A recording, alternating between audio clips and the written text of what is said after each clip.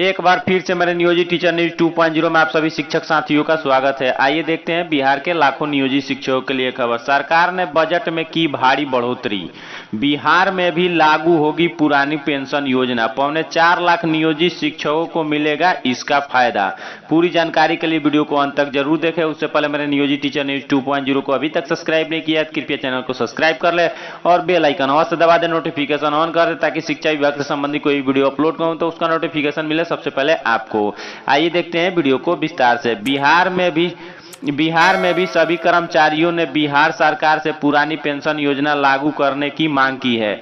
इस संबंध में बिहार के लाखों नियोजित शिक्षकों एवं 2004 के बाद बहाल सरकारी कर्मचारियों ने सरकार पर पुरानी पेंशन योजना लागू करने का दबाव बना रही है। बिहार सरकार ने कल सदन में बजट पेश किया। पिछले बजट की तुलना में सरकार ने शिक्षा विभाग की बजट में काफी बढ़ोतरी की है।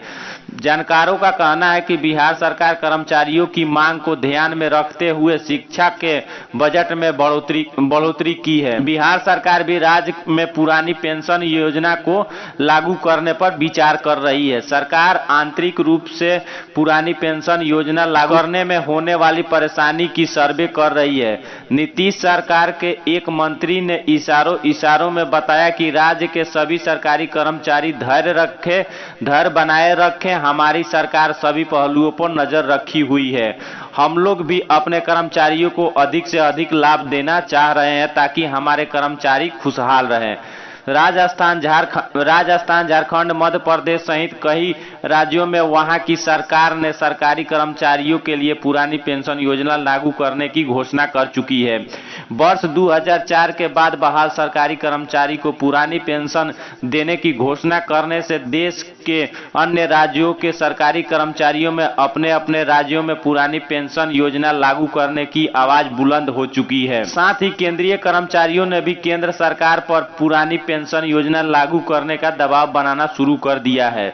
जानिए क्या है पुराना और नई पेंशन योजना स्कीम में अंतर। इससे भी पहले मैंने एक वीडियो बना चुका हूं कि पुरानी पेंशन योजना और नई पेंशन योजना में क्या अंतर है, दोनों में क्या फायदा है। वीडियो को भी आप देखना चाहते हैं तो उसका मैं लिंक आई बटन पर दे दूंगा, वहां से उस वीडियो को आप देख सकते हैं। विस्तृत जानकारी उस वीडियो में दिया हुआ है।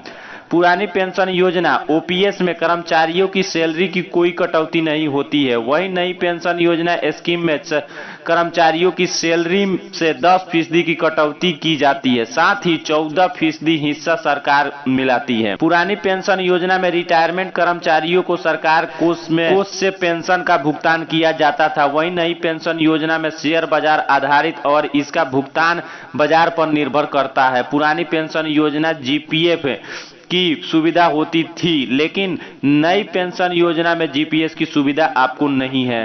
पुरानी पेंशन योजना स्कीम में रिटायरमेंट के समय सैलरी की करीब आधी पेंशन के रूप में मिलती थी, जबकि नई पेंशन स्कीम में निश्चित पेंशन की कोई गारंटी नहीं है। पुरानी पेंशन स्कीम में रिटायरमेंट कर्मचारियों को भी हर 6 महीने पर मिलने वाला महंगाई भत्ता भी मिलता था, लेकिन नई पेंशन योजना में इस स्कीम को भी हटा दिया गया है। पुरानी पेंशन स्कीम में कर्मचारियों को रिटायरमेंट के समय 20 लाख रुपए तक की ग्रेजुएटी मिलती थी, लेकिन नई पेंशन योजना में इस सुविधा को हटा दिया गया है। पुरानी पेंशन योजना के कर्मचारियों को मौत पर उसके परिजनों को पेंशन मिलती थी, लेकिन नई पेंशन योजना स्कीम में मौत पर परिजनों को पेंशन नहीं दिया जाता है।